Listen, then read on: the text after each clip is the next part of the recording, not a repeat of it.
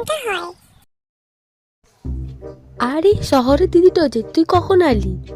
আরে জবা, তুই এখানে বসে আছিস, ওদিকে তোর বিড়াল বাবুকে একটা কাঠ পিঁমড়ে কামড়েছে, আর ঘরে কোথাও এক ফোঁটা চুনও নেই।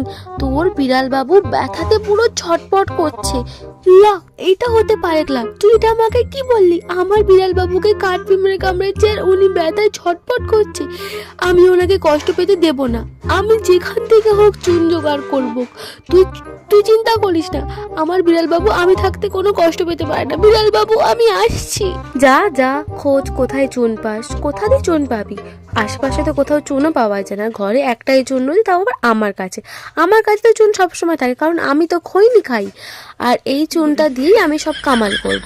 চুনটা ওর পায়ে লাগিয়ে দেবো, দিলেই ওর সব ব্যথা বেদনা সব ধুয়ে মুছে চলে যাবে, আর ও আমাকে ভালোবেসে ওর স্ত্রী করে রেখে দেবে।